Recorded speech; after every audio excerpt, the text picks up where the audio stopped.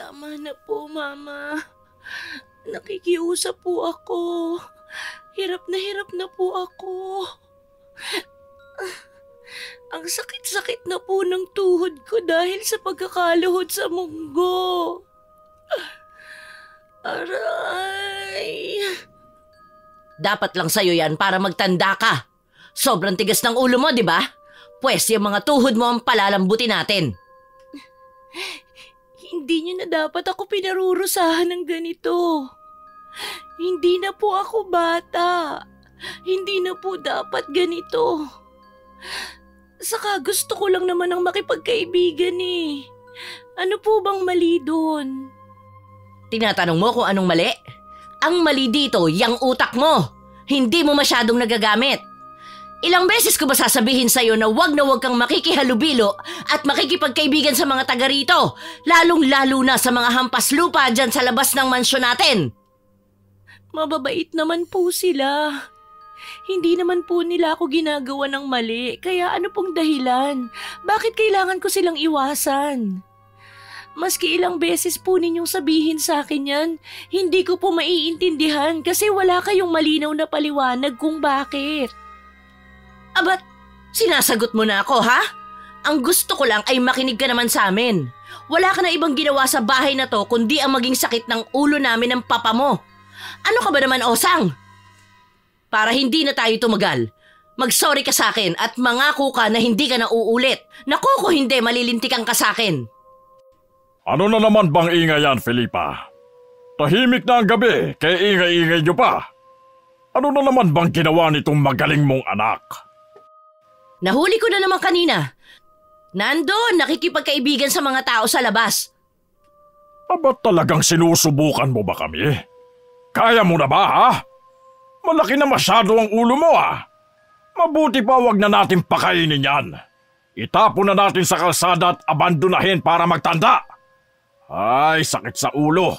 Kung pwede ka lang ibalik sa ampunan, sana noon pa ibinalik na kita.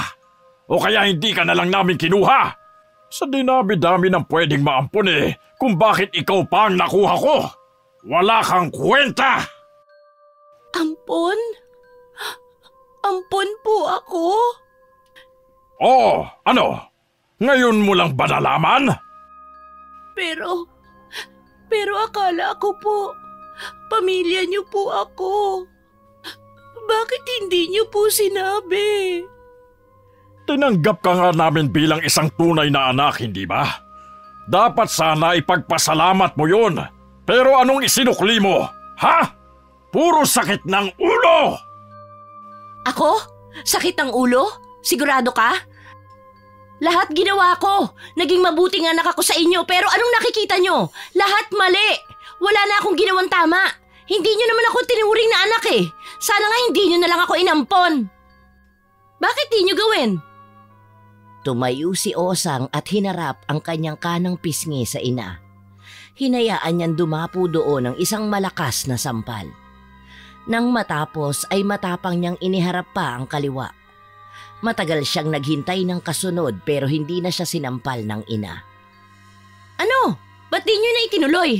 Di ba yan naman ang gustong-gusto nyo? Yung parusahan ako maski sa mga konting pagkakamali ko? Sana nga hindi nyo na lang ako inampon eh. Dahil hindi kayo naging mabuting magulang. Hindi nyo ako tinuring na anak, kundi isang alipin na sunod-sunuran sa lahat ng mga sasabihin ninyo. Tama ka. Dapat talaga hindi ikaw ang kinuha ko. Wala kang kwenta. Aalis na lang ho ako. Utang? Utang ba ang tawag nyo sa pagpapalaki sa akin? Mama, Papa, kung bibilangin natin yung mga taong itinuring nyo kung parang utusan dito sa bahay, matagal na ho akong bayad. Kaya wala akong dapat na bayaran sa inyo. Wala kang ibang pagpipilian, Osang. Pag sinabi naming may utang ka, may utang ka. Wala ka nang magagawa ron. Hindi mo pwedeng basta-basta na lang talikuran ang mga responsibilidad mo dito. Kung gusto mong umalis, bayaran mo ang lahat ng nagastos namin sa'yo. Kung hindi, mananatili ka dito! Ang lupit nyo! Huwag ka nang magreklamo. Madali lang naman ang magiging trabaho mo. Aalagaan mo lang yung 2 aso namin. Yun lang, Osang. Yun kasi ang nagbibigay sa amin ng swerte, kaya kailangan may mag-alaga sa kanila. At ikaw lang ang makakagawa nun. Talagang mas mahal pa ninyo ang mga aso nyo kaysa sa akin. Wala kayong kwentang magulang. Hindi na ako magtataka kung bakit hindi kayo nakabuo ng sarili nyong anak. Anong sabi mo? Isang malakas na sampal ulit ang iginawad ni Don Taher sa kanyang ampon. Sa lakas niyon ay nawala ng balanse ang dalaga at tuluyang napasalampak sa sahig. Agad yung sinundan ng lalaki ng magkakasunod na sipa.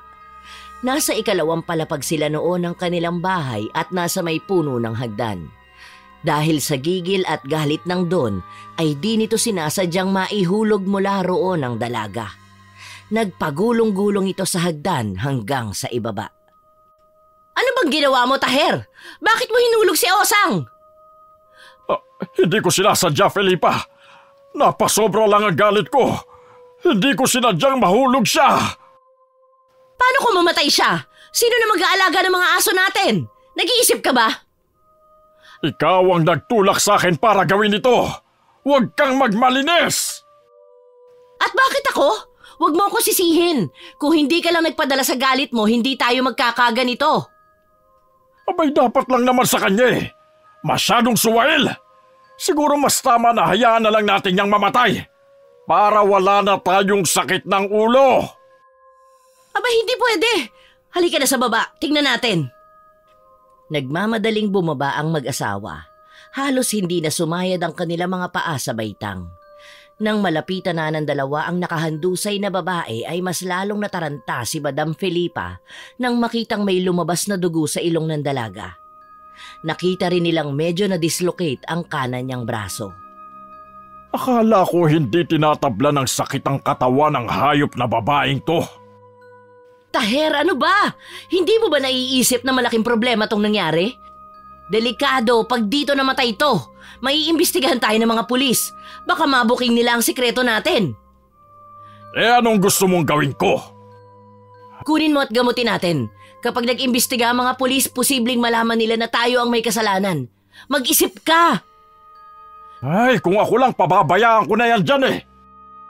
Sige na, buhatin mo na at dalhin sa kwarto para magamot. Hindi siya pwedeng mamatay.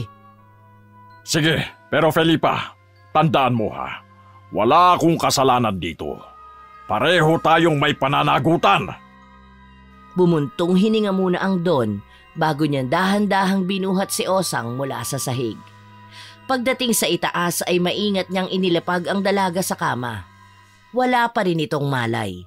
Parehas na walang imik ang mag-asawa habang abala ang ginang sa pag-abot ng mga pamunas at gamot. Nilinis niya ang mga dugo sa katawan nito at ganon din ang mga sugat at bukol. Ilang oras na walang kibuan ng dalawa hanggang sa napansin nilang hindi pa rin bumabalik ang malay ni Osang. Samantala, tulala naman na nakatanaw sa bintana ang magkapatid na Adam at Daday. Kanina pa sila nakikinig sa mga ingay sa mansyon. Alam nila sa mga oras na yon kanina ay pinarurusahan o minamaltrato ng mag-asawa ang kaibigan nilang si Osang. Kinakabahan sila dahil ang ingay na yon ay bigla na lang nawala at nabalot ng katahimikan ang paligid. Adam, Daday, bakit hindi pa kayo natutulog? Gabi na. Saka sino bang tinatanaw-tanaw nyo dyan? Magkasabay na lumingon ang magkapatid na Daday at Adam sa gawin ng kadarating lang na inang si Aling Glenda. Galing ito sa kanilang kusina at katatapos lang na maghanda ng kanilang hapunan. Lumapit si Aling Glenda sa kinatatayuan ng mga anak nito at nakisilip na rin sa bintana. Oh, bakit kayo nakatitig dyan sa mansyon? Ano bang meron? Nag-aalala lang po kami sa kaibigan naming si Osang, inay. Masungit pala yung mama niya. Alam niyo kanina, pakaladkad siyang inuwi sa bahay. Dalaga na siya pero ba't ganun pa rin ang trato sa kanya? Maski nga bata, bihira ka nalang makakita ng ganung kalupit na magulang eh. Iba-iba naman kasi ang pagpapalaki ng magulang sa kanilang mga anak. Baka may nagawang mali ang kaibigan ninyo kaya ganun. Pero hindi pa rin yung tama, inay. Hindi dapat gawing dahilan ng kasalanan ng isang tao para saktan siya at ipahiya sa harap ng iba. Saka alam nyo, kanina pa namin naririnig yung kaguluhan sa loob ng mansyon nila. Nagsisigawan po sila tapos biglang tumahimik. Baka po may masamang nangyari na kay Osang. Hindi natin pwedeng pakialaman ang buhay nila, lalo na't bago lang sila rito sa lugar natin. Pero may ganun po ba talagang magulang, Nay? Alam mo, kung para sa akin, hindi rin talaga tama yun. Lalo na at mahal na mahal ko kayo. Pero tandaan mo, hindi natin alam kung bakit sila ganun dun sa kaibigan ninyo. Tiyak na may pinaghuhugutan yung mama niya kung bakit ganun ang trato kay Osang. Mabuti pa layuan nyo na lang siya para hindi kayo madamay kung sakali. Nakakaawa po kasi. Parang napaka-inosente niya. Tapos ang saya-saya niyang nakalabas ng bahay nila. Parang nakawala sa kural. Sumabat sa usapan ang nakababata nitong kapatid na si Daday. Sinabi nito sa ina na kung hindi na palalabasin si Osang ay siya na lamang ang bibisita sa mansyon para may makasama ang kanyang bagong kaibigan at ate na si Osang. Ikinuwento nito na pinapasok na siya doon. Tuwang-tuwa nitong sinabi na napakaganda ng bahay lalo na sa loob. Meron pa raw itong nakitang mga iba't ibang hayop na alaga sa likod bahay, kabilang na rito ang 2 malaking aso na may kakaibang kulungan. Tuwang-tuwa nitong sinabi na muli siyang babalik at humiling pa na sana ay hindi natulog yung mga aso. Nais daw niyang makipaglaro sa mga ito. Ay naku Dadang, yan ang wag na wag mong gagawin.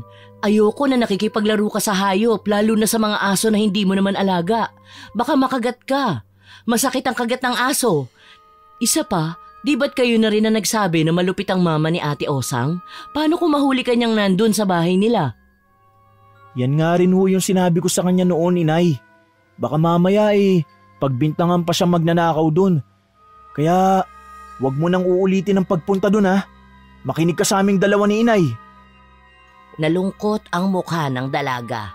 Pero gayon pa man ay magkakasunod na tango pa rin ang isinagot nito. Nakampante naman ang binata nang makitang nakikinig sa kanya ang kapatid. Pagkatapos ay muling ibinaling ang paningin sa mansyon. Matulog na kayong magkapatid. Isarado mo na Adam ang bintana at pumasok na kayo sa loob. Hihintayin ko na lang ang inyong itay. Sumunod naman ang magkapatid na Adam at Daday sa utos ng ina. Isa-isa na itong nagpaalam sa nakatayong ginang at pagkatapos ay pumasok na sa kanilang mga silid. Naiwan si Aling Glenda sa sala. Hinihintay ang kanyang asawang si Mang Lando. Ang ama ni Adam ay nagtatrabaho bilang minero ng ginto sa bundok at madalas na umuuwi tuwing gabi o madaling araw. Nakasanayan na ni Aling Glenda ang maghintay sa kanyang asawa dahil hindi siya dinadalaw ng antok kapag hindi ito katabi. Hindi alam ng kanilang mga anak na mayroong ganong kinatatakutan ng kanilang ina. Takot ito sa gabi o sa dilim. Nagsimula ito nang magkaroon siya ng isang nakakatakot na karanasan na hanggang sa mga oras na yon ay hindi pa rin niya nakakalimutan.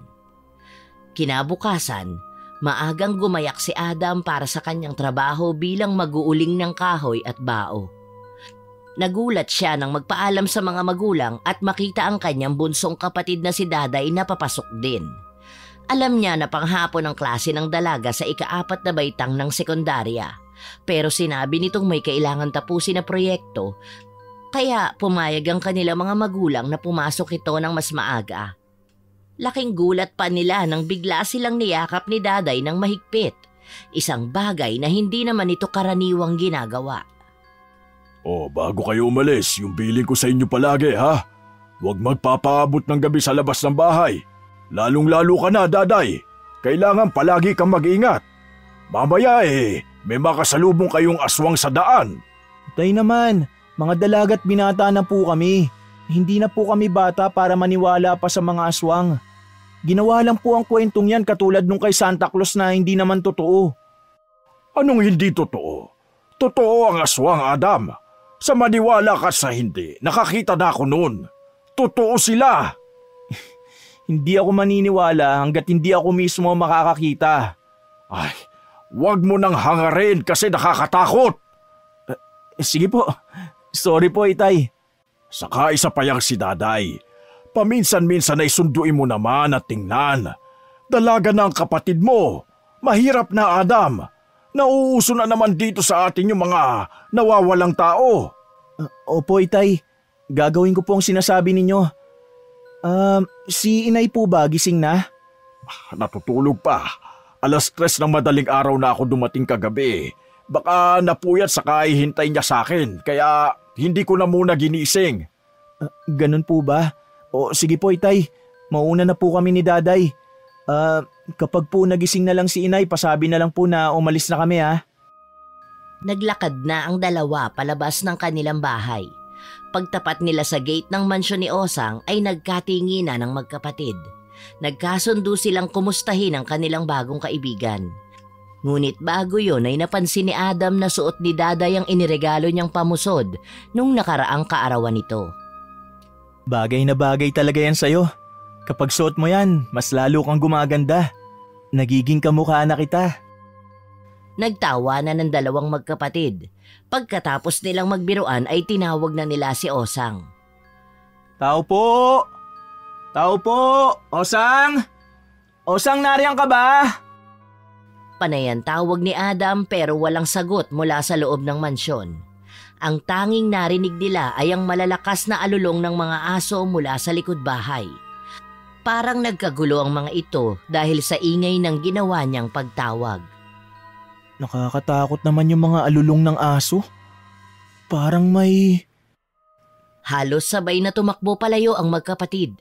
Nagbiruan kasi sila na baka may multo nang nakikita. Alinsunod sa mga kasabihan ng mga matatanda na kapag malalakas ang alulong ng isang aso ay nakakakita ito ng mga nilalang na nakakatakot. Inihatid na muna ng binata si Daday sa paaralan bago ito tumuloy sa bukid upang ipagpatuloy ang naudlot niyang gawain dito na pag-uuling. Mabilis na natapos ang kanyang maghapon. Nang siya'y namamahinga sa kanyang maliit na kubo, ay kaagad niyang napansin ang kanyang paboritong tirador.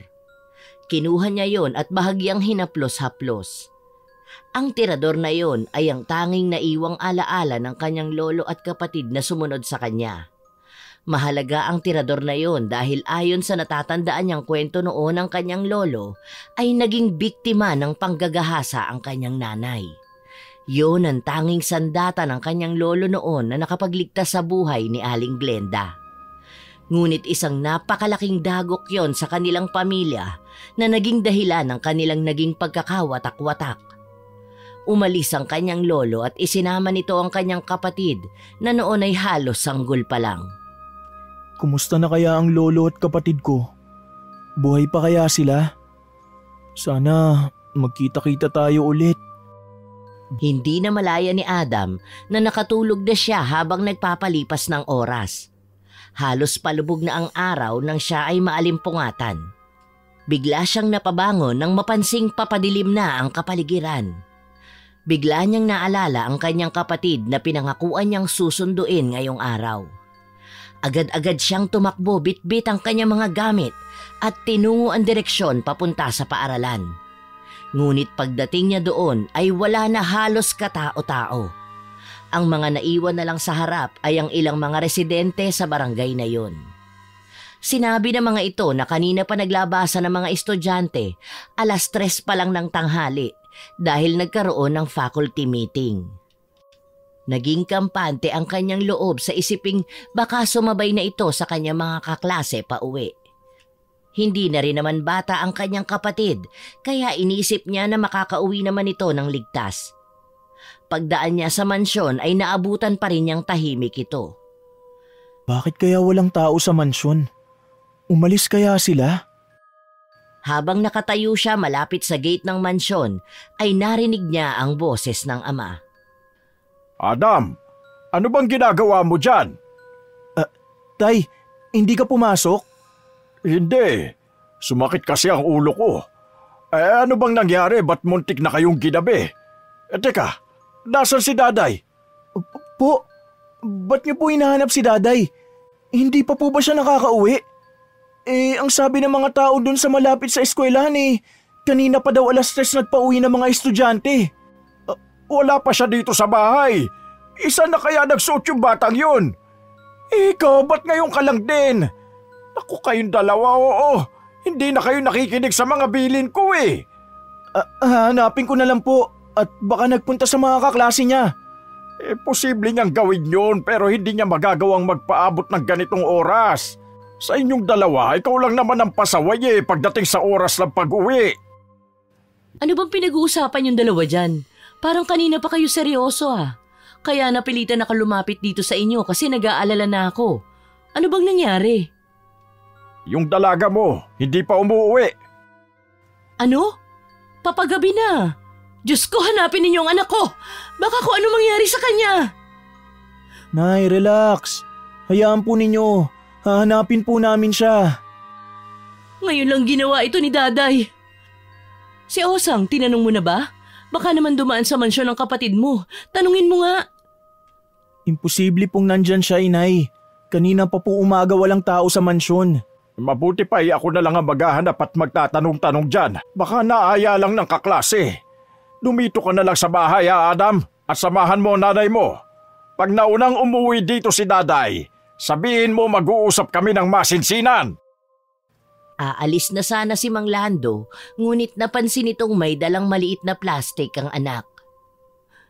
Ano ba yan? Wala po, itay. Mga kung anik-anik ko lamang po sa bukid. Ganun ba? O sige, alis na ako.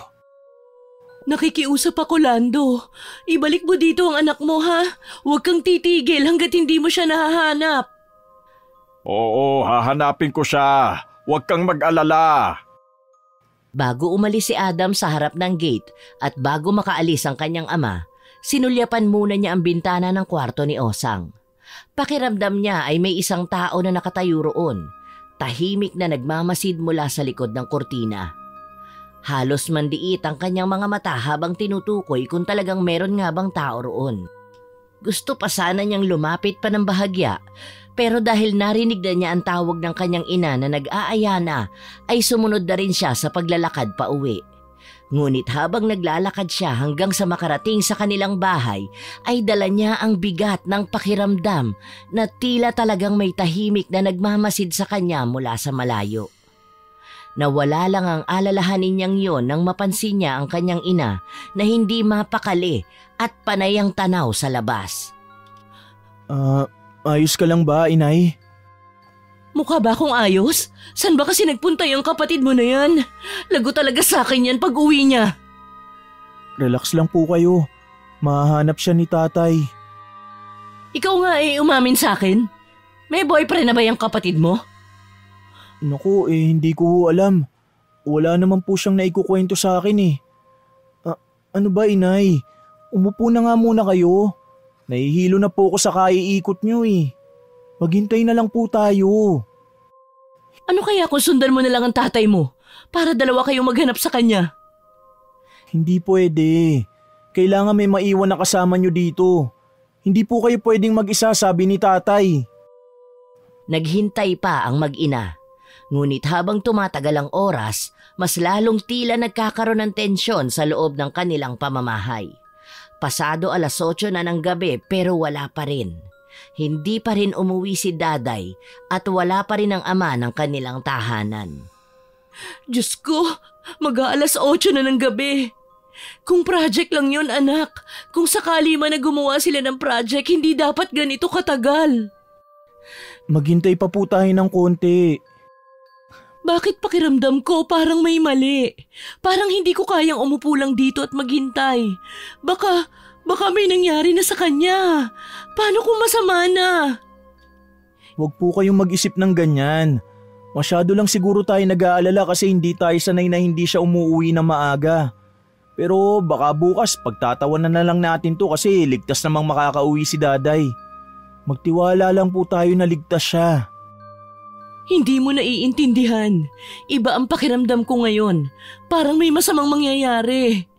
Ay, sana umuwi na siya. Nasusobrahan na lang po kayo sa pag-iisip, inay. Mali na isipin nating may masamang nangyari sa kanya kaagad. Mapapanatag lang ako pag andito na siya. Ikukuha ko po muna kayo ng tubig. Nagmamadaling nagtungo si Adam sa kusina, ngunit pagbalik niya ay wala na si Aling Glenda. Binalot ng kaba ang kanyang dibdib nang makitang umalis ang kanyang ina nang hindi nagpapaalam. Kaagad niyang inilapag ang baso at sinundan ito sa labas. Nakita niya ito nakausap na noon ang kararating niyang ama. Naroon at nakayakap na ang kanyang ina at iyak ng iyak. Itay, anong balita? Napuntahan ko na ang lahat ng mga kaibigan at naging kaklase ng kapatid mo. Pero wala.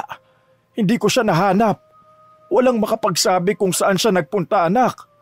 Ang lahat ng sagot nila sa akin, umuwi na daw siya dito sa bahay. Kung umuwi siya, nasaan? Bakit hindi natin makita, Lando? Nasaan ang anak natin? Dito sa mansyon. Baka narito siya sa mansyon. Osang! Osang! Imposible po yun, inay. Wala po yatang tao dyan. Sang-ayon ako. Sa buong maghapon ay hindi ko napansin na may tao dyan. Nakatulog nga lang ako kanina kaya hindi ko alam kung may dumating na ba o wala pa. Gusto ko lang makasigurado. Baka kasi nandyan siya eh. Hindi natin kilala pa ang mga taong nakatira dyan. Ito yung huling usapan natin kagabi, di ba? Si Osang at kung gaano kalupit yung mga magulang niya. Baka kasi pumasok siya rito at nahuli siya. Natigilan sila sa pagsasalita nang makarinig ng mga malalakas na tahol. Ngunit bukod sa mga yon ay wala na silang iba pang makitang aktibidades sa loob. Ano ho kaya kung pumasok na ako, itay? Bukas naman po itong gate eh. Huwag, anak. Baka mamaya may nakawalang aso dyan, mapahama ka pa. Baka talagang wala sa loob ang iyong kapatid. Baka kailangan na nating i-report sa mga pulis ang pagkawala ng ating anak, Lando. 24 oras ang kailangan bago maitalang missing ang isang tao. Ano? Bukas pa tayo pwedeng humingi ng tulong sa mga pulis? Lando, hanapin mo si Daday. Ibalik mo ang anak natin. Tuluyan ang napalugmok sa kinatatayuan si Aling Glenda. Naghihisterical na at napahagulgol na ng iyak. Lumuluha na ring napayakap si Adam sa kanyang ina. Ramdam na ramdam niya ang panginginig ng buong katawan nito. Halika na, tumayo ka na dyan. Umuwi muna tayo saka ako babalik sa bayan para hanapin ang anak natin. Kumalma ka lang muna. Hinila ni Mang Lando ang braso ni Aling Glenda. Si Adam naman ang umalalay sa ina para makatayo. Ang anak natin, baka napahamak na siya. May awa po ang Diyos, inay. Hindi niya hayaang mapahamak ang kapatid ko. Wala nang tugon ang lumabas sa labi ni Aling Glenda. At nagpa siyang maglakad na papauwi habang walang tigil ang pag-agos ng kanyang mga luha. Ngunit hindi pa sila nakalalayo sa harap ng gate ng mansyon ni Osang nang biglang umalulong ng malakas sa mga aso. Sabay sa tunog ng isang alulong na tila nagmumula sa pinakamalaking hayop na narinig nila. Napalingon silang tatlo sa direksyon ng 5 aso na nagkukumpulan sa labas ng mansyon. Tila balisa at naghahanap ng kung ano. Anong alulong yun, inay? Gutom. Gutom ang mga aso. Mabuti pa, pumasok na tayong lahat sa bahay. Hindi ako mapalagay sa mga alulong na yan at sa nangyayari ngayon. Mas ligtas tayo sa loob. Tahimik silang tatlo na naglakad pa uwi ng kanilang bahay. Habang naglalakad sila ay patuloy pa rin ang pag-iingay ng mga aso. Mas nakakadagdag ng kilabot at takot yun sa kanila para sa kalagayan ni Daday. Dumagdag pa ang kakaibang malamig na hangin na dumadampi sa kanilang mga balat. Pagdating nila sa pintuan ay nagmamadaling binuksan yun ni Mang Lando at inalalayan ng kanyang asawa na makapasok. Sumunod si Adam at siya na rin ang nagsara nito. Yun ang pansamantalan nilang proteksyon laban sa nakababahalang pag-alulong ng mga aso. Nagpaalam na rin si Mang Lando na muling hahanapin ang anak at hindi raw ito uuwi hanggat hindi nakikita si Daday. Muli ay naiwan ng mag-ina. Natatakot ako sa maaaring mangyari sa kapatid mo. Baka maulit sa kanyang nangyari sa akin noon. Inay, huminahon ka. Huwag po kayo nag-iisip ng negatibong bagay sa mga oras na ganito. Hindi po mangyayari ang nasa isip ninyo.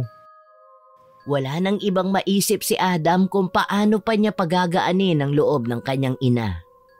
Tahimik siyang umupo sa tabi nito Habang si Aling Glenda ay walang tigil sa pagtingin sa labas ng bintana, naghihintay ng balita tungkol kina Mang Lando at Daday.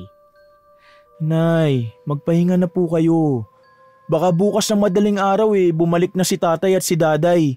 Hindi po tayo matutulungan ng sobrang pag-aalala. Maya-maya, sa biglang pagbaling ng kanyang mga mata sa labas, ay nakita niyang sandaling lumiwanag ang kwarto ni Osang sa kabilang bahay. Inay, dyan po muna kayo at pupuntahan ko muna ang bahay ni Osang. Mukhang nariyan na po siya dahil maliwanag na ang bintana sa kwarto niya. Sige anak, sana nga naririyan lang si Daday at nalilibang lang makipag-usap kay Osang. Sige po, Inay. Nagkaroon ng konting pag-asa si Adam nang magpaalam sa kanyang ina. Halos takbuhin niya ang harap ng gate ng mansyon. Osang! Osang, nariyan ka na ba? Ikaw na ba yan? Maya-maya pa ay bumukas ang mga ilaw sa mansyon. Bumukas na rin ang pinto nito at lumabas ang isang babae na paika-ika kung lumakad. Marami itong pasa sa katawan. Osang? Ikaw ba yan? Biglang nakaramdam ng awa si Adam nang makita ang buong kabuuan ng dalaga. Bukod kasi sa mga sugat at pasa, ay nakita niyang namumugto pa ang mga mata nito. Ako nga ito, Adam. Naaksidente ako kagabi. Nahulog ako sa hagdan. Talaga? Teka, nagpatingin ka na ba sa mga doktor? Nasaan ang mama at papa mo? Umalis sila. Hahanap daw ng magaling na manghihilot. Kahapon pa sila umalis Hanggang ngayon hindi pa bumabalik. Ano? Mas inuna pa nilang maghanap ng hilot kaysa daling ka sa ospital? Di ba mayaman kayo? Bakit sa hilot? Ganun ba katipid ang mga magulang mo? Grabe naman sila. Ganun talaga, pero ayos lang naman kasi gumanda naman ang pakiramdam ko nang makapagpahinga. Teka, bakit ka ba nandito? May kailangan ka ba? Hinahanap ko kasi si Daday. Hindi pa kasi siya umuuwi. Baka sakali na naligaw dito sa'yo at nakipagkwentuhan. Naku, pasensya na pero wala siya rito Maghapon kasi ako nakahiga gawa ng kalagayan ko. San kaya siya nagpunta?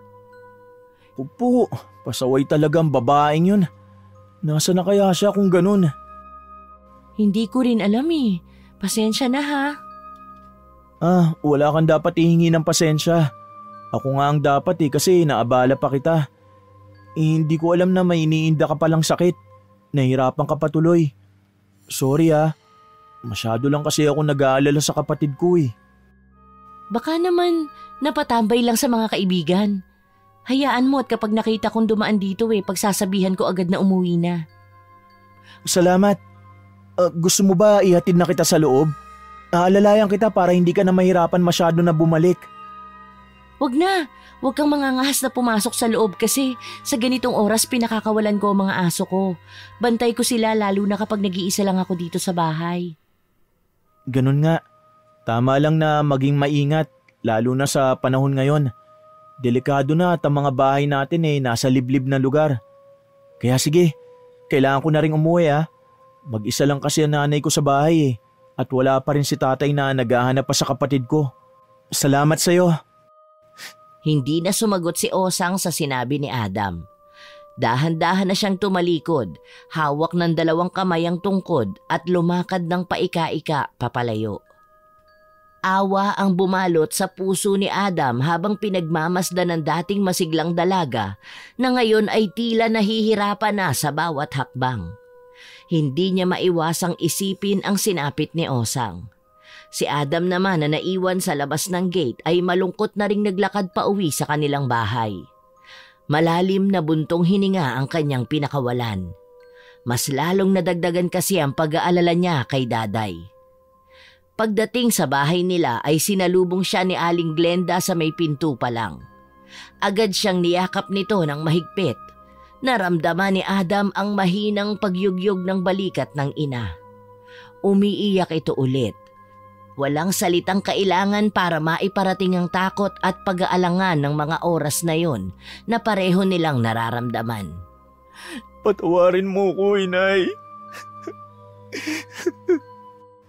Anong gagawin natin ngayon, anak?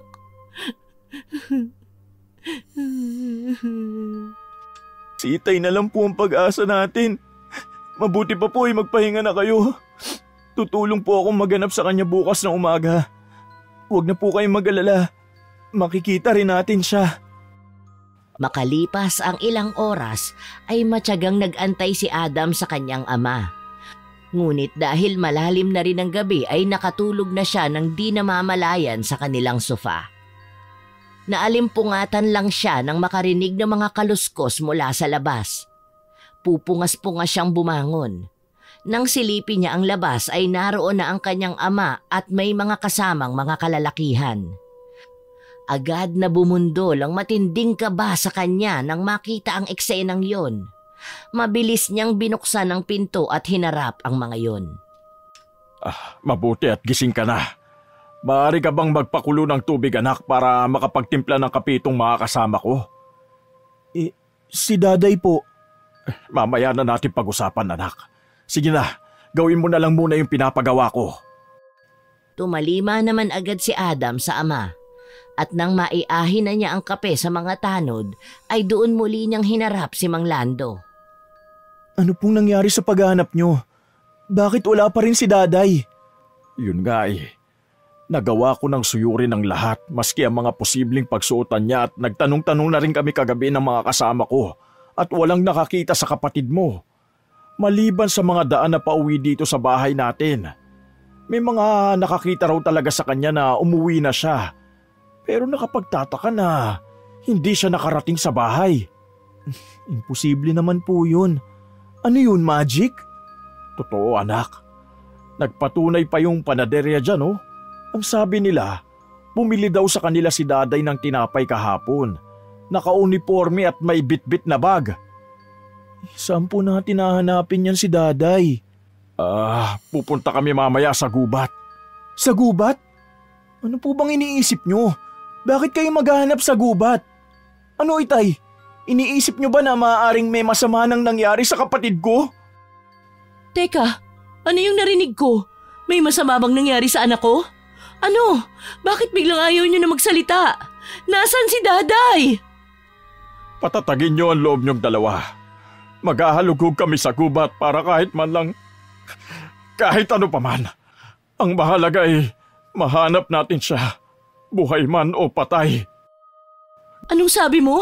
Anong patay? Diyos ko, Lando, huwag naman sanang ganon. Pakiusap, iuwi mo sa akin si Daday ng buhay.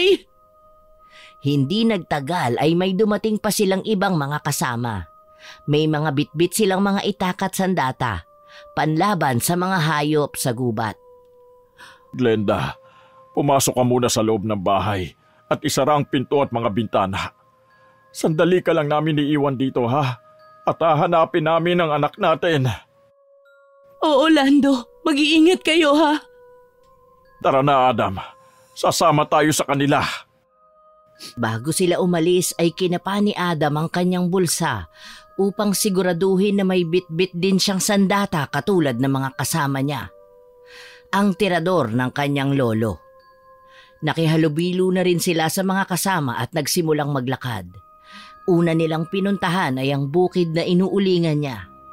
Habang papalapit sila sa kubo ay napahinto sila ng may malansa at mabaho silang naamoy. Anong amoy yun, Itay? Hindi ko rin alam, anak. Nagpatuloy sila sa paglalakad hanggang sa makarating sila sa gubat. Patuloy lang sa pakikiramdam ang mga tanod sa paligid. Maging si Adam ay alerto ring nakatingin sa bahagi ng madilim na kagubatan hanggang isang nilalang ang biglang lumundag sa kanilang harapan. Isang dambuhalang aso na may 8 pulgada ang taas, mataba at kulay lupa. Mapupula ang mga mata, nakangisi habang tumutulo ang laway. Kapansin-pansin ang dugo sa bibig nito at may nakasabit pang tenga ng tao. Natahimik ang mga tanod sa presensya ng nakakatakot na nilalang sa kanilang harapan. Grabe! Ang laking aso niyan! Hindi yan aso. Lumayo ka dyan, Adam. Aswang yan! Aswang! Walang nakaimik sa tinurang yon ni Mang Lando. Maging si Adam ay natahimik, katulad ng mga tanod. Pakiramdam niya ay biglang nanginig ang kanyang mga tuhod at hindi siya makagalaw. Dala ng matinding gulat at takot. Hindi siya makapaniwala sa kanyang nasasaksihan. Biglang umatake ang dambuhalang aso sa isa sa mga tanod. Mabilis itong sumugod at nakagat ang binti ng kawawang tanod. Walang nakaimik o nakagalaw sa bilis ng mga pangyayari. Nataranta ang lahat ng nakasaksi habang niluluray-luray ng aso ang katawan ng tanod. Parang wala itong awa. Tanging ang bituka at puso lamang ang itinira ng aso. Para bang sinadyang hindi ito kainin. Habang patuloy ang malakas na tunog ng pagdurog ng mga buto, bawat kagat ay nagpapakita ng karahasan ng nilalang. Ang tunog ng buto ng tao na nadudurog sa pagitan ng mga pangil ng aso ay tila nagpaparalisa sa lahat ng nakapaligid. Ngunit hindi pa pala tapos ang panganib. Sa kanilang pagkilos paatras, bigla silang napalingon sa likuran. At doon nila nakita, may isa pang dambuhalang aso, matingkad na itim ang balahibo. Mas malaki at mas mataba kaysa sa unang asong nasa harapan nila. Nakalabas ang matatalas na pangil nito, halatang gutom at sabik. Tila naghihintay lang ito ng tamang sandali para umatake. Walang nagawa ang mga tanod nang bigla itong sumugod at sakmali ng ulo ng isa nilang kasamahan na nasa hulihan. Sa isang mabilis na pagkilos, pinugutan ng aso ang tao. Bumagsak ang katawan nito sa lupa at pumulandit ang napakaraming dugo. Lalo silang natakot sa kinahantungang sitwasyon. Takbo na, Itay! Hindi natin sila kayang labanan! Si Mang Lando, na parang nasyak pa sa nangyari, ay hindi agad nakakilos. Pero nang hilahin siya ni Adam, napilitan na rin siyang sumabay sa pagtakbo. Nagsitakbuhan silang lahat habang umaalingaw-ngawang alulong ng mga dambuhalang aso.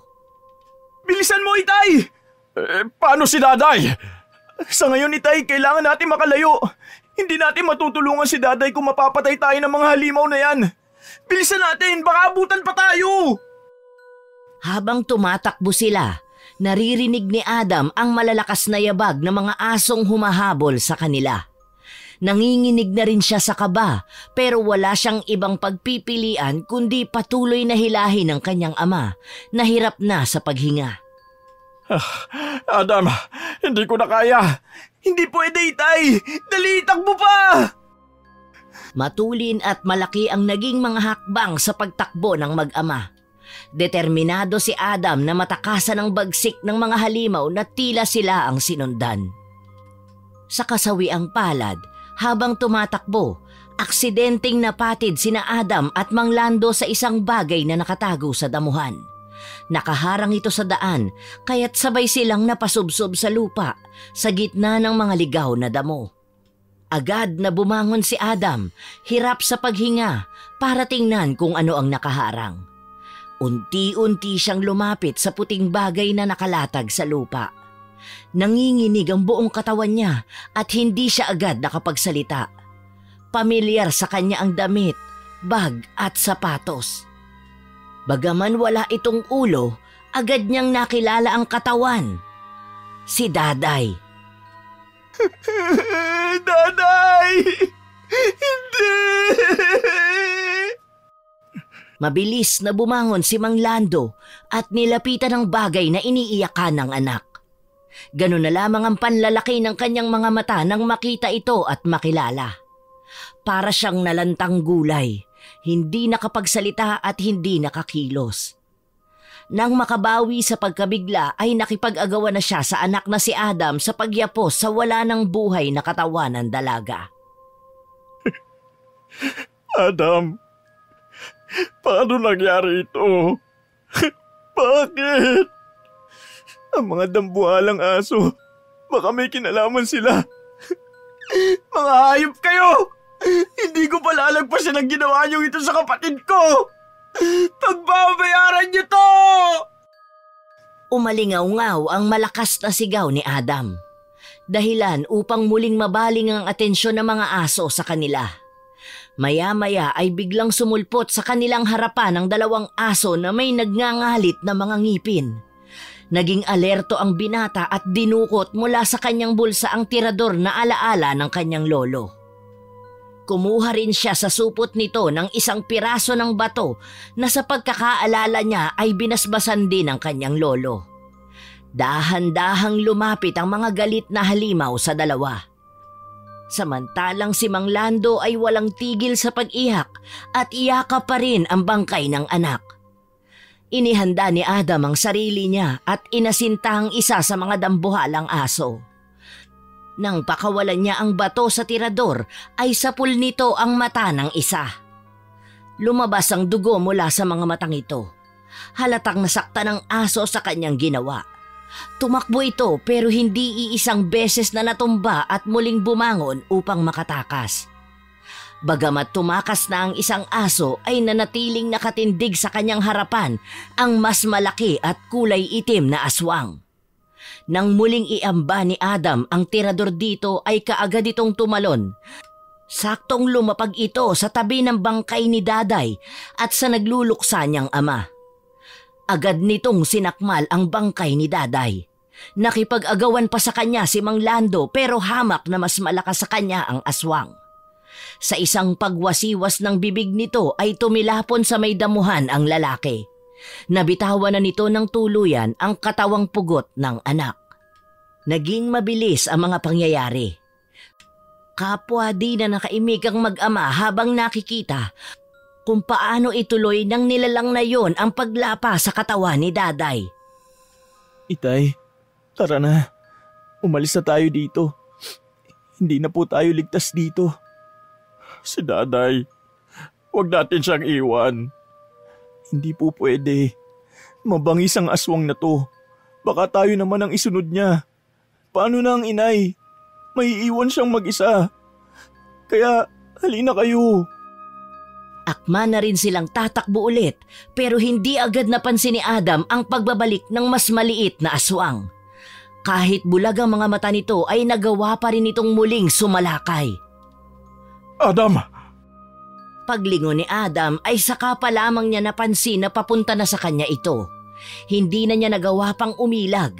Inihanda na niya agad ang kanyang sarili sa kanyang katapusan. Wala na kasi siyang oras para umiwas dahil lumundag na ang aso at target nito ang kanyang ulo. Ipinikit niya ang kanyang mga mata pero bigla siyang napamulat nang marinig ang malakas na pag-atungal ng aso. Para itong nasaktan. Nakita niyang papalayo na ang mga ito at nagtago sa madilim na bahagi ng kagubatan.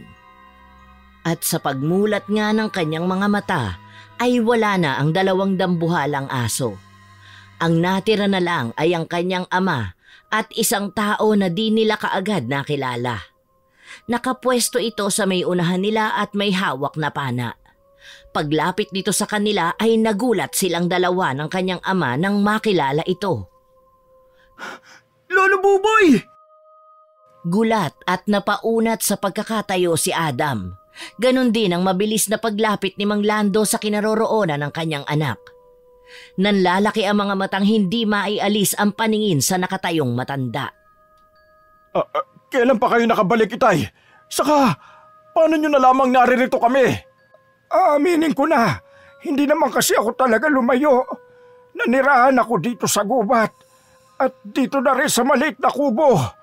Hindi sinasadyang nabalitaan ko kanina ang pagkawala ni Daday. Kaya palihim akong tumutulong sa paghahanap. Tapos nakita ko kayo dito. Tamang-tama lang po ang dating nyo, Lolo. Akala ko po mamamatay na ako. Teka, si Carla, kasama niyo po ba? Matagal ko nang di kasama si Carla. Bata pa lang siya dinala ko na siya sa isang bahay ampunan. Naniniwala kasi ako na yun ang pinakamabuting gawin, lalo't gusto kong maranasan naman niyang mabuhay na mayroong magulang. Itay, kasalanan ko po ang lahat ng mga nangyari sa iyo at kay Carla. Hindi ito ang tamang oras para magsisihan. Nasa na po ngayon si Carla? Hindi ko na alam eh. Wala namang impormasyon na ibinigay sa akin ng ampunan. Confidential daw yun. Basta ang sabi lang nila sa akin, naampunan ng mag-asawang walang anak ang kapatid mo. Sandali, lumiliwanag na. Mabuti pa ay umuwi na muna tayo. Kailangan nating magpatawag ng pulis o kaya ay punerarya para ayusin ang bangkay ng kapatid mo. Nako, tatanggihan nila yan. Sa ganyang ayos ng katawan niya, tiyak na pagpepiestahan niya ng mga tao. Mabuti pa ay umuwi na kayo at sabihin ninyo kay Glenda ang nangyari. Ako na ang bahalang magayos at maglibing kay Daday. Dito sa lugar na ito kung papayag ka, Lando. Iuuwi ko si Daday tulad ng pangako ko kay Glenda, Itay. Ayusin na lang po natin ang natitira sa bangkay niya at ipakremate na lang kung pwede pa. O mas nanaisin ko pong sa bakuran na lang po namin ilibing ang kanyang bangkay. Sa bagay, maganda rin naman yung suwestyon mo. Ikaw naman ang ama kaya ikaw ang magdedesisyon kung ano ang mas nararapat. Nakakalungkot lang na hindi ko man lang nahawakan o nakilala ang apo ko. Kailangan nating mabigyan ng hustisya ang pagkamatay ni Daday. Oo, gagawin natin yan. Lo, ano bang klaseng nilalang ang mga yun? Mga nilalang sila na tulad ng sa aswang. Ang kaibahan nga lang wala silang kakayahang magpalit ng anyo tulad ng mga pangkaraniwang aswang. Kung ganun para lang silang mababangis na aso na kumakain ng tao? Ganun po ba? Oo, parang ganun na nga. Kung gayon, baka sila din ang dahilan kung bakit maraming mga kabataan ang nawawala dito sa baryo natin. Kailangan nating ipaalam ito kaagad sa mga taga-baryo para sa pag-iingat. Ang mga ganyang klase ng nilalang ay may nagmamayari sa kanila. Kailangan nating mahanap kung sino ang mga taga rito na nag-aalaga ng mga yon. Pero bakit sila nag-aalaga ng ganun? Perwisyo ang atid nila sa tao. Hindi ba sila natatakot na baka sila naman ang patayin ng mga yon? Hindi sila papatayin ng mga dambuhalang aso dahil hindi ito kumakain ng kanyang mga kauri. Ibig sabihin, aswang din po yung mga nag-aalaga sa mga yon? Eksakto! Tay, kung gano'n ay umuwi na tayo. Tiyak na nag-aalala na si Glenda. Itay, paano natin sasabihin sa kanya nangyari? Hindi ko alam. Bahala na. Kayo na lamang ang umuwi. Ako na lang ang magbabantay dito. Tumanggi ang matanda dahil hindi pa raw sapat ang lakas ng loob niya para makipagtagpo sa kanyang anak. Naintindihan naman ito ni Mang Lando. Pagdating ni Mang Lando sa kanilang bahay ay kapwa sila tahimik. Walang may gustong mangunang magsalita. Pinipigilan nila ang kanilang mga luha at pilit nagpapakatatag sa harap ni Aling Glenda. Mabigat para sa kanila ang responsibilidad na ipaalam sa babae ang masaklap na katotohanan. Pagbungad pa lang nila sa kanilang sariling bakuran ay nakita na nila ang ina sa may balkonahe at nag-aabang. Halatang kanina pa ito naghihintay sa balita tungkol sa kanyang anak na si Daday. Nahanap niyo na ba si Daday? Nasaan siya? Lando, nasaan ang anak mo? Glenda, may masama kaming balita. Anong ibig mong sabihin? Nasaan ba kasi ang anak ko? Sabihin niyo na! Ano ba? Inay, si Daday, wala na siya. Hindi na po namin naambutan ng buhay. Hindi! Hindi pwedeng mangyari yan, Adam! Hindi totoo yan! Hindi!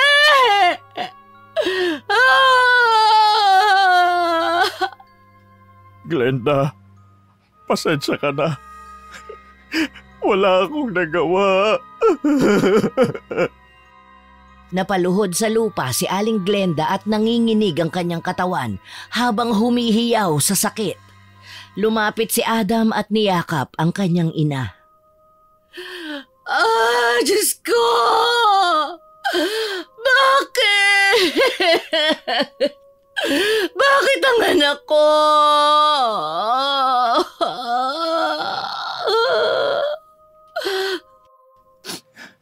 Patawarin mo kami, Inay. Hindi po namin siya nailigtas. Nailigtas? Saan? Ano bang nangyari sa kanya? Bakit siya namatay? Pinatay siya ng 2 dambuhalang aso. Mga aswang? Tama ba ako? Paano? Bakit nagkaroon ng aswang dito sa baryo? Hindi na po namin alam kung paano, Inay. Pero ito pong may papangako namin, Itay, sa inyo. Hindi kami titigil hanggat hindi nakukuha ang hustisya sa pagkamatay ng kapatid ko. Pagkalipas ng 3 araw ay nailibing na si Daday. Kalat na sa buong baryo ang nangyari sa kanya. At lahat ng mga magulang na nawawala ng anak ay nakiiyak din dahil hanggang sa mga oras na yon ay hindi pa rin nila nahahanap ang kanika nilang mga anak. Nahihintakutan silang baka nilamon na nito ang kanilang mga anak. Lalo pa at nagpatunay ng kaganapang yon ang 2 pang tanod na nabiktima rin ng 2 dambuhalang aso. Isang umaga, dala ang isang tray ng pagkain. Huminto si Adam sa tapat ng pinto ng dating kwarto ni Daday. Magmula nang mawala ang kanyang kapatid, palaging nagkukulong doon si Aling Glenda. Tila umaasa na maririnig o makakausap pa rin si Daday sa loob ng silid. Bago pumasok, huminga muna si Adam ng malalim, pinipilit maging matatag para sa kanyang ina. Pagpasok niya, nakita niyang nakaupo si Aling Glenda sa gilid ng katre. Nakayuko at tila malayo ang tingin.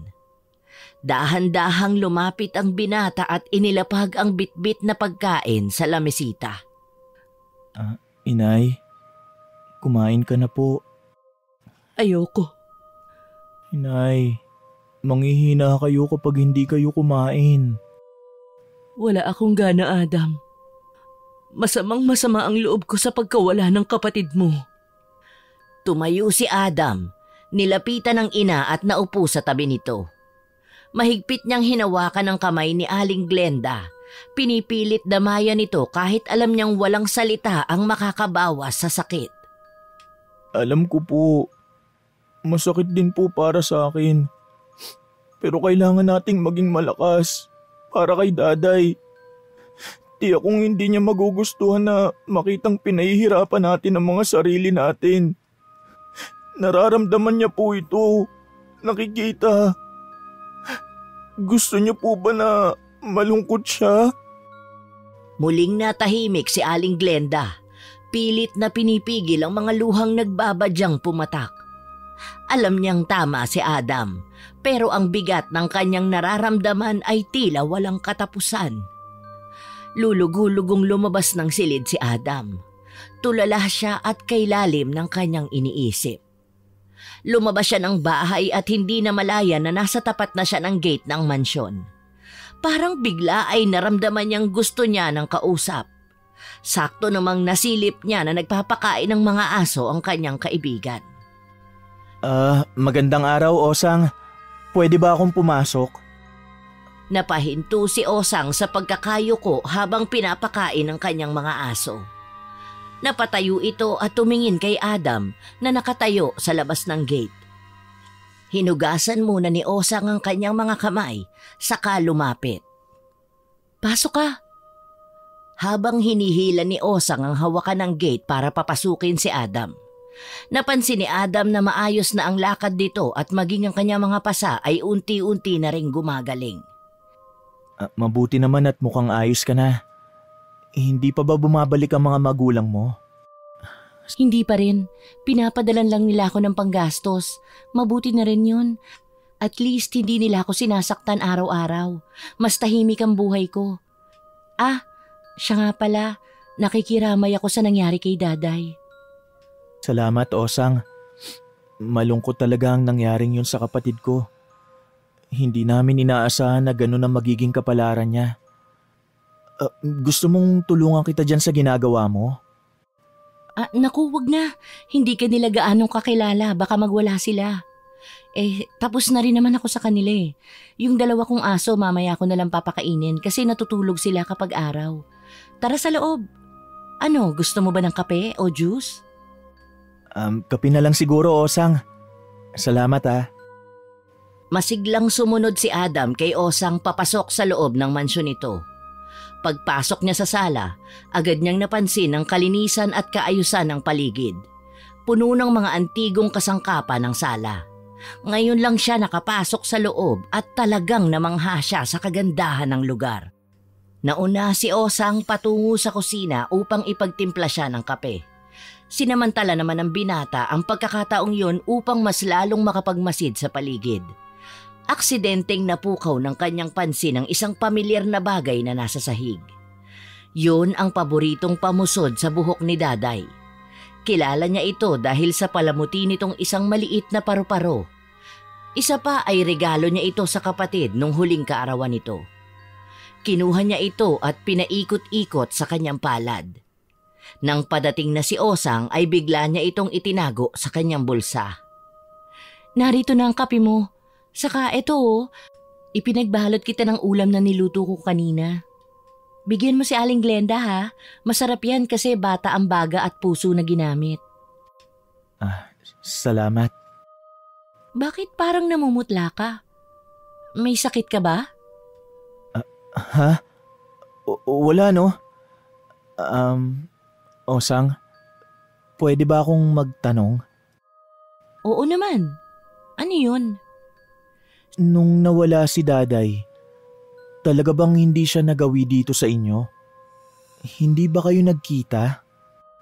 Sinabi ko na sa iyong hindi, di ba? Bakit naman pupunta ang kapatid mo dito may sakit nga ako noon at hirap bumangon, di ba? Binunot muli ni Adam ang tali ng buhok ng kapatid mula sa bulsa. Iniabot yon kay Osang upang ipakita ang bagay na napulot niya sa sahig. Itinaas niya yon sa harap ng dalaga at agad niyang napansin ang biglang paglikot ng mga mata ni Osang. Dito ko ito nakuha, sa sahig sa sala. Paano ito napunta rito? Saglit na natahimik si Osang. Halatang nagulat sa tanong ni Adam.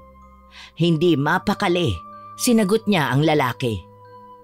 Huwag ka naman ganyan magtanong. Ibinigay niya sa akin yan nung huli siyang nagpunta rito sa amin. Napatitig si Adam sa kanya. Halatang hindi kumbinsido sa sagot ni Osang. Hindi makakalimutan ng binata nung pinansin pa niya si Daday na nakadadagdag ng ganda nito ang kanyang pamusod. Mahalaga sa kapatid ko ang bagay na ito, Osang.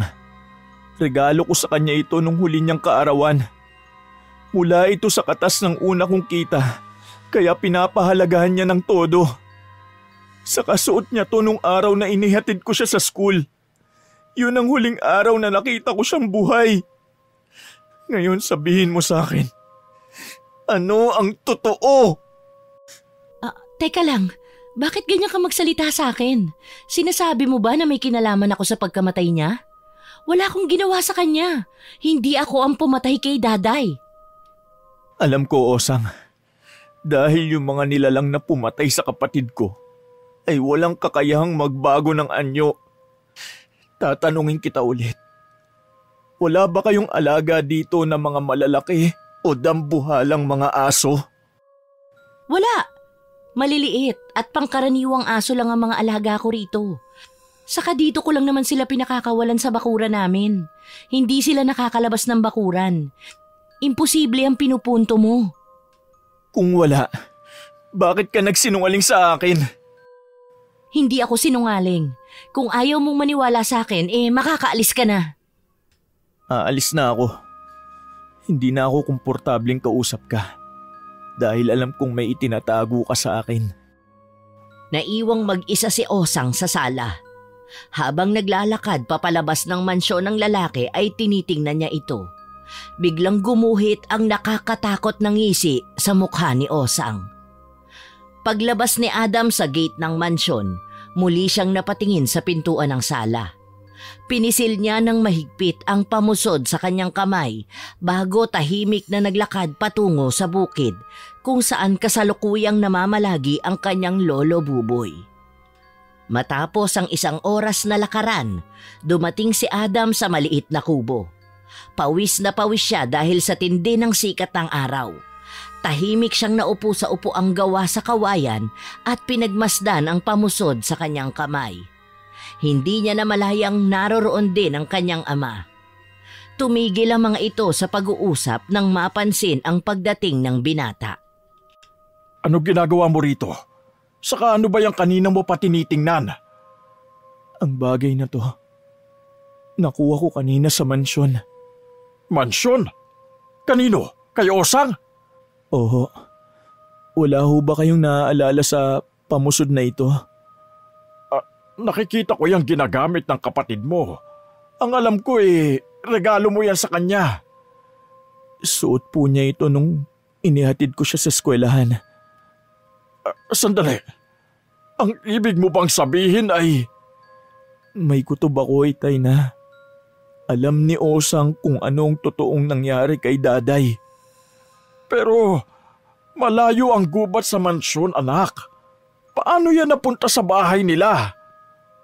Hindi ko alam. Nalilito na rin ho ako Saka nagtataka kung bakit hindi na rin bumabalik sa bahay nila ang mga magulang ni Osang. Nakapagtatakang kung kailan may masamang nangyari kay Osang, saka sila aalis. Mukhang kahina-hinala nga nangyayaring yun sa mansyon. Kayong dalawa, masyadong seryosong pinag-uusapan ninyo. Alam nyo, kung may pinaghihinalaan kayong tao na hindi gumagawa ng mabuti, matyagan nyo sa gabi. Makiramdam kayo sa paligid ng mansyon. Doon nyo malalaman ang totoo. Gagawin ko yan, Lolo. Pero hindi ko to kaya mag-isa. Kailangan ko ng tulong. Tay, sasamahan niyo ba ako? Oo naman, anak. Para kay Daday. Ako rin. Sasama din ako. Kaya lang hindi magiging madali ang gagawin natin. Hindi natin basta-basta mapapasok ang mansyon dahil marami silang aso at pinakakawalan yun ni Osang kapag sumasapit ang gabi. Madali lang ang solusyon dyan, Apo. Gamit ang pana at palaso ko. Pwede nating painan ng pagkain may halong pampatulog ang mga bantay niya. Pampatulog? Oo. Kailangan natin silang mapatulog para makakilos tayo ng maayos. Kapag napasok na natin ang mansyon, tiyak malalaman na natin ang sikreto ng bahay na yun. Walang magigising at walang makakahalata. Aba, ayos yung naisip nyo, Lolo. Matapos ang usapan ay bumalik na sa loob ng kubo si Lolo Buboy at inihanda ang kanyang pana at mga palaso. Lo, nandito nga pala sa akin tong tirador mo at ilang piraso ng mga bato. Talaga? Paano mong naitago yan sa loob ng maraming taon? Ang lahat kasi ng binibigay nyo sa amin ni Daday, mahalaga at iniingatan namin. Kaya alam kong itong pamusod niya, hindi niya ito'y pamimigay kung kani-kanino lang, lalo na sa bagong kakilala, maski kaibigan pa niya. Pagdating ng gabi ay tapos na rin nilang ihanda ang kanilang mga gamit. Tahimik silang naglakad paalis ng bukid. Habang naglalakad papunta sa mansyon ay walang imika ng tatlo. Nang marating nila ang bakuran ng mansyon, pagdaan nila doon ay nag-ingay na ang mga aso nang mapansin ang kanilang presensya. Pansamantala silang nagkubli dahil biglang lumiwanag ang isang silid mula sa itaas ng mansyon. Alam nilang tatlo na maaaring sumilip si Osang sa bintana. Naghintay sila hanggang sa muling magpatay ng ilaw si Osang. Sa pagkakataong yon ay tahimik na ginawa na ni Lolo Buboy ang kanilang plano. Isa-isa siyang nagtapo ng tinapay sa bakuran ng mansyon. Agad na nakatulog ang mga asong nakakain ng tinapay. Walang kaalam-alam si Osang na naroon na sila sa paligid, nagmamasid at nakasilip. Tahimik na pumasok ang tatlo at naghanap ng kanya-kanyang matataguan. Ilang minuto rin ang nakaraan ay nakita nilang lumabas ang dalaga. Tinungo nito ang isa pang malaking gate sa may bandang gilid ng kanilang mansyon. Nakapadlock yon. Ibinabasaglit ni Osang ang kanyang hawak na sako at binuksan ang gate. Ngunit habang ginagawa niya yon ay hindi niya namalaya na mali ang pagkakababa niya ng sako. Nakabukas ito. Dahil doon ay gumulong ang isang bagay na bilog mula sa loob ng sako. Ano yun? Ulo ng tao? Itay, hinaan mo ang boses mo. Baka marinig tayo. Ngunit ang angas ng tatlo ay biglang naglaho nang mabuksan na ni Osang ang gate. Tumambad kasi sa kanilang paningin si Aling Glenda na nakatali ang mga kamay at may busal sa bibig. Hinihila ni Osang ang tali na para bang turing niya kay Aling Glenda ay isang aso o hayop. Biglang napatayo si Adam at muntik nang hindi makapagpigil kung hindi lamang sa kanyang lolo ay baka nabuking na sila ni Osang. Kalma ka lang. Makakagawa tayo ng paraan para mailigtas ang iyong ina. Paanong napunta dyan si inay? Hindi ko alam. Bakit ito ginagawa ni Osang? Huwag kayong maingay. Ano bang kinakatakot nyo? Isang babae lang naman ang kalaban natin. Kayang-kaya nating tatlo yan. Pero nagulat sila nang biglang lumabas mula sa gate na yon ang dalawang dambuhalang aso. Ang parehong halimaw na nakasagupa nila sa gubat. Nanlaki ang mga mata ni Adam dahil muling nanumbalik ang takot na naramdaman nung una silang magkaharap ng mga asong yon. Nakita nilang sumusunod ang mga aso sa mga utos ni Osang. Itay, baka mapahamak si Glenda. Hindi pa ba tayo kikilos? Hindi ko kaya manood na lang dito habang nasa panganib si inay. Inilabas ni Adam ang tirador at binalahan ito ng bato. Balak niyang tumayo at sumugod. Pero bago pa man siya makagalaw, narinig niya ang boses ni Osang mula sa harapan. Habang nagsasalita ito ay tahimik lang na nakaupo ang mga aso. Kaagad napansin ni Adam na bulag ang isang mata ng isang halimaw kaya sigurado na siyang ito ang mga hayop na sumalbahe sa katawan ng kanyang kapatid. Pasensya na ho kayo, pero gutom na kasi ang mga alaga ko. Tumalikod si Osang at nilapitan ang kanyang mga alagang dambuhalang aso. Kung hindi ko sila pakakainin, ako ang kakainin nila at hindi ko hahayaang mangyari yun sa akin. Habang nakatalikod si Osang ay panay ang ungol ni Aling Glenda. Kapansin-pansin din ang paglaki ng kanyang mga mata na parang may gustong sabihin. Ano bang gusto mong sabihin? Ba't ang ingay mo?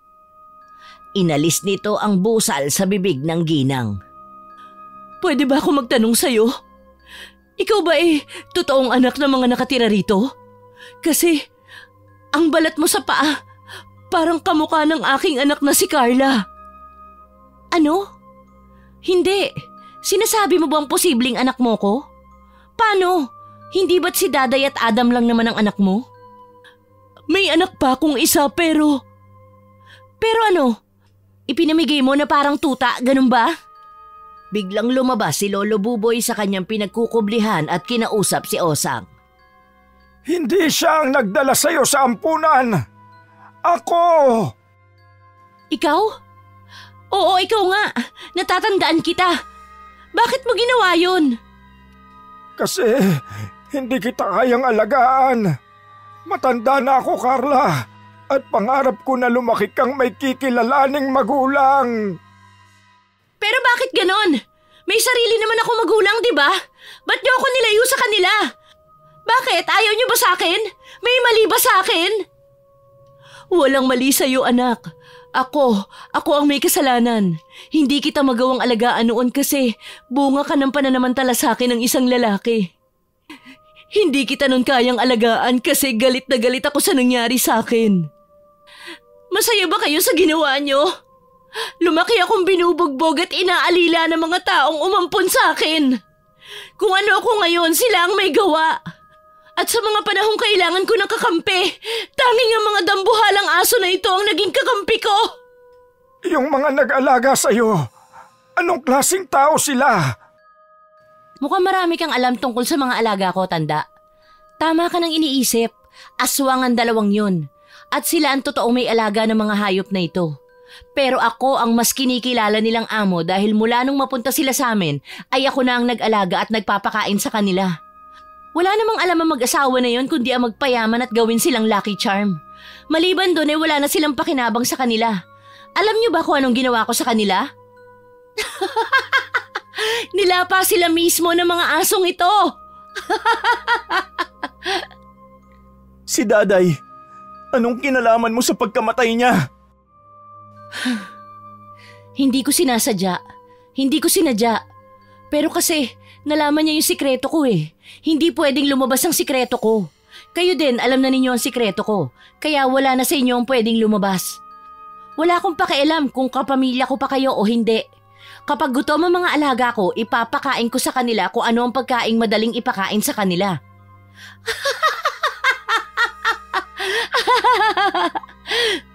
Huli na nang mapansin nilang nakaangil na sa kanila ang dalawang aso.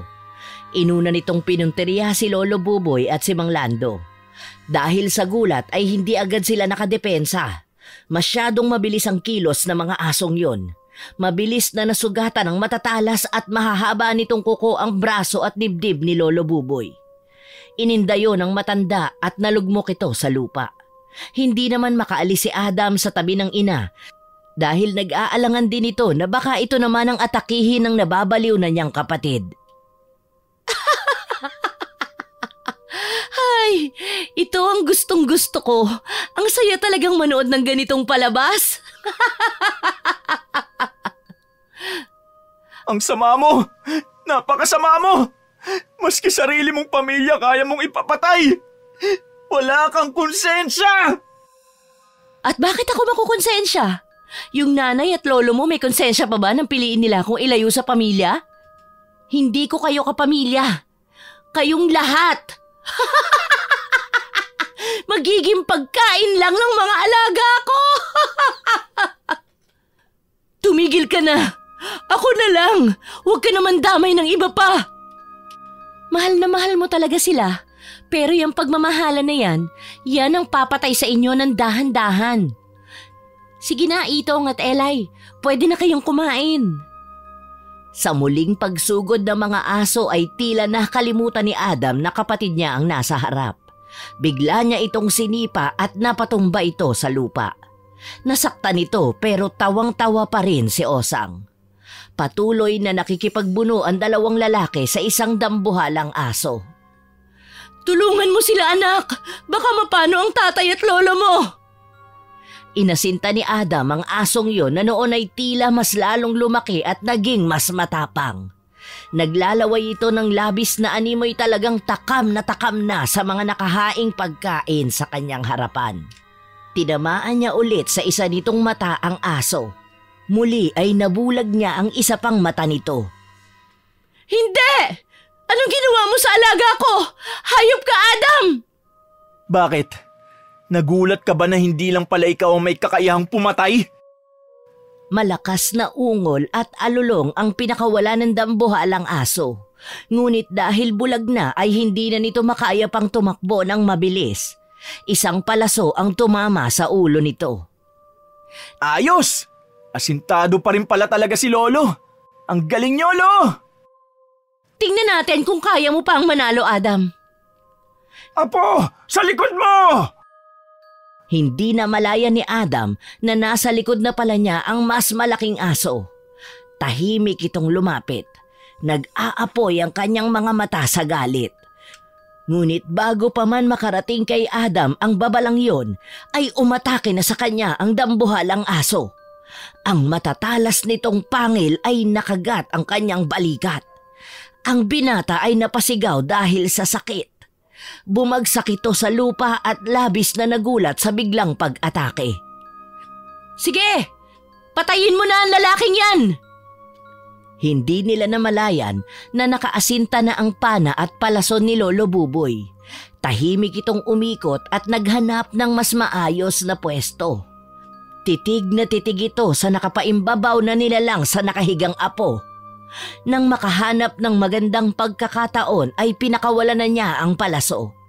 Umaasa siyang matatamaan niya ito sa dibdib. Ngunit bago pa man tamaan ito, biglang hinarang ni Osang ang kanyang katawan sa daanan ng palaso. Tumama ito sa tiyan ng dalaga at bumagsak ito sa lupa. Hindi ko hahayaang patayin ninyo ang lahat ng mga alaga ko. Mahal na mahal ko sila. Wala silang katulad na kahit ang sarili kong buhay ay handa kong ialay para sa kanila. Sige na, Itong. Tumakas ka na! Mabilis na tumakbo ang asong aswang palabas ng mansyon. Hindi! Anong ginawa mo? Habang nakahandusay si Osang sa lupa, patuloy na bumubulwak ang dugo mula sa sugatang tiyan. Humihingal ito at hirap na hirap sa bawat paghinga. Ngunit sa kabila ng kanyang nararamdamang sakit ay pinilit niyang ngumiti kasabay ng pagdaloy ng kanyang mga luha sa pisngi. Mahal ko sila. Higit pa sa kahit na sino. Bigla niyang ipinikit ang kanyang mga mata at tuluyang binitawan ang kanyang huling hininga. Napaluhod si Aling Glenda sa tabi ng katawan ng dalaga at niyakap ito ng mahigpit habang nanginginig sa labis na hinagpis. Hindi! Anak! Osang! Hindi dapat ganito ang sinapit mo! Patawarin mo ko! Patawarin mo ako, anak! Ang sakit-sakit mawala ng anak ng 2 beses. Hindi ko na kaya.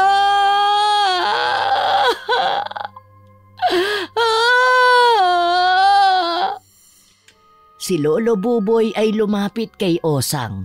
Nakuyom nito ang kanyang mga kamao dahil sa matinding emosyon na pinipigilan. Hindi ko alam na ganito ang mangyayari. Patawad! Tumulo ang mga luha sa mata ni Lolo Buboy habang pinagmamasdan niya ang bangkay ni Osang. Lumuhod siya sa tabi ni Aling Glenda, marahang hinawakan ang balikat ng babae. Patawarin mo ko, Glenda. Patawad, anak. Sa paglipas ng oras, isang malungkot na katahimikan ang bumalot sa buong bakura ng mansyon. Sa labanang yon ay walang nanalo. Si Osang, sa kabila ng kanyang kasamaan, ay isa pa ring kawawang nilalang na naghanap mula pagkabata ng pagmamahal at pangunawa, ngunit nagwakas ang buhay sa isang trahedya. Si Aling Glenda ay nanatiling nakayakap sa bangkay ng anak. At si Lolo Buboy naman ay puno ng pagsisisi at tahimik na nananalangin na kahit paano ay mabigyan siya ng kapatawaran sa langit dahil sa kanyang ginawa. Si Adam, bagamat nasaktan sa mga nangyari, ay alam niyang wala ng ibang magagawa kundi ang tanggapin ang sinapit ni Osang. Patawad, Osang. Naway makatagpo ka ng kapayapaan sa lugar na iyong pupuntahan.